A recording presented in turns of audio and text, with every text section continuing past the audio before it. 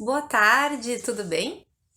Esse é o Momento Psi, canal de psicologia, e eu me chamo Adrissa Moura, sou psicóloga, psicoterapeuta e mestre em clínica psicológica. E hoje eu convido vocês para conversarmos um pouquinho sobre o transtorno afetivo bipolar.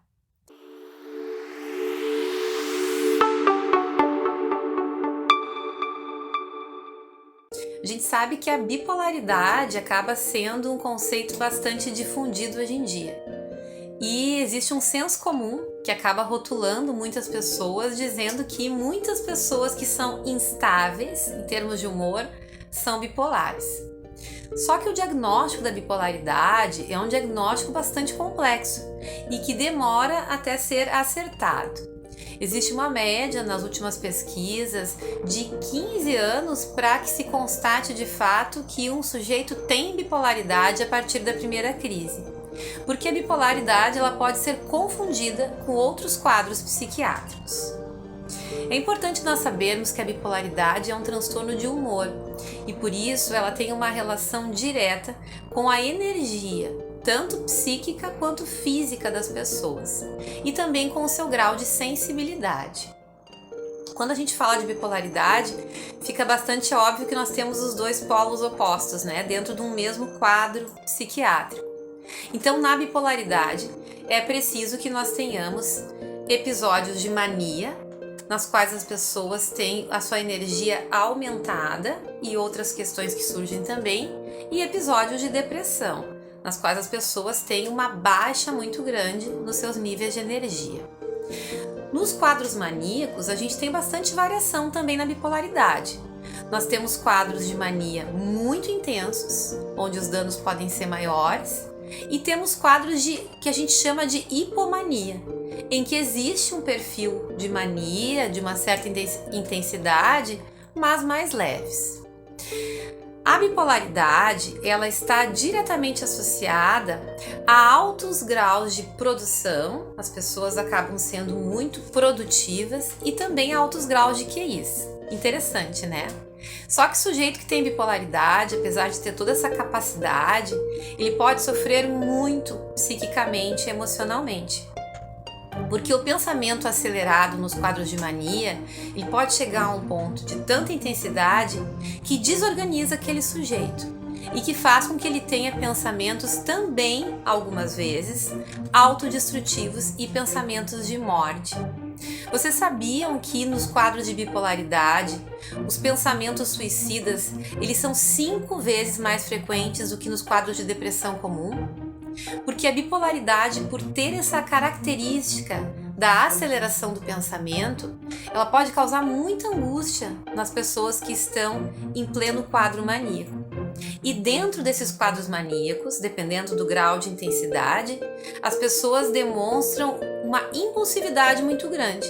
E aí elas podem ter um alto consumo de álcool, de comida, um comportamento promíscuo em termos de sexualidade, comprar demais, gastar muito dinheiro, né, acabar tendo problemas financeiros bastante sérios, ou seja, naquele momento ali de muita aceleração do pensamento, né, de muita intensidade, aquelas pessoas então elas podem agir com impulsividade e depois ter que acabar tendo que dar conta disso durante muito tempo em suas vidas e às vezes até com danos permanentes, né? Então, nos quadros de mania que fazem parte da bipolaridade, existe muitas vezes situações nas quais as pessoas se colocam em risco. Dentro da bipolaridade também, como eu já disse antes, nós temos os quadros de depressão. E a depressão, então, ela também pode surgir de uma maneira mais ou menos intensa, mais leve ou moderada e mais severa em algumas situações, né? Nos quadros de depressão, então, a gente tem uma diminuição da energia, tanto física quanto mental, pensamento assim lentificado, falta de prazer nas coisas e muitas vezes aí os pensamentos de morte também podem acompanhar. Bem, ainda nos quadros maníacos da bipolaridade, nós temos muitas vezes pessoas muito produtivas. né? É importante a gente falar também sobre isso, porque você pode estar convivendo com alguém que tem bipolaridade, ou para que você mesmo possa identificar se você tem esse transtorno, né? A bipolaridade, então, ela está associada muitas vezes a excelentes profissionais e a pessoas que acabam assumindo muitos compromissos, mas nem sempre conseguindo terminar tudo, né? Conseguindo levar a cabo. Então, nas fases maníacas, muitas vezes, as pessoas que sofrem desse transtorno, elas ficam extremamente produtivas, eufóricas e com a autoestima lá em cima. Então, elas se sentem capazes de fazer muitas coisas e assumir muitos compromissos. Só que quando a fase maníaca passa e dá lugar para a fase do quadro de depressão, isso tem uma baixa muito grande, tanto na energia física quanto na psíquica. E muitas vezes, então, essas pessoas se frustram, não conseguindo dar conta daquilo tudo que elas assumiram inicialmente e se decepcionando consigo mesmas. Então, gerando aí problemas bastante sérios de autoestima. Além dessas características, também nos quadros maníacos, a gente percebe também um aumento muito grande da irritabilidade e da sensibilidade. É como as pessoas estivessem totalmente à flor da pele, tanto para o bem quanto para o mal. Quando estão felizes, ficam muito eufóricas, muito felizes, e coisas pequenas também parece que atingem elas em cheio, né? Então existe essa constatação de que é tudo muito intenso. Dentro do espectro da bipolaridade, a gente pode ter várias combinações, né? A gente pode ter quadros aí com muitos episódios de mania, alguns assim mais intensos, outros nem tanto, e poucos episódios de depressão. A gente pode ter quadros com a depressão mais marcada e poucos episódios de mania, ou às vezes apenas um, para configurar a bipolaridade. E nós temos aqueles também em que se alternam quase que igualmente. Então, nós temos uma definição de 3 tipos de bipolaridade que são reconhecidos, que é o tipo 1, que é o quadro de mania mais intensa, né, onde existem quadros mais intensos de mania, alternados com episódios depressivos. O do tipo 2, onde existe a hipomania, que são quadros de mania não tão intensos e mais episódios de depressão. É preciso que tenha pelo menos um quadro de mania já para configurar a bipolaridade do tipo 2.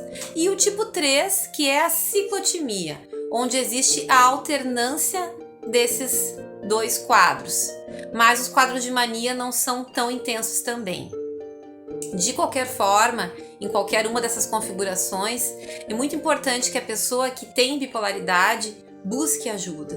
Tanto ajuda médica, porque o uso de psicofármacos aí é muito importante, quanto a ajuda psicológica. Por isso, no próximo vídeo, eu convido vocês a assistirem como que a gente pode, então, lidar com uma pessoa que tem bipolaridade. Se você constatar que tem a possibilidade de ter bipolaridade também, como agir de forma mais saudável e quais são os tipos de tratamento disponíveis, certo? Obrigada por me assistirem, uma boa semana para vocês, um grande abraço e não se esqueçam de se inscrever no canal.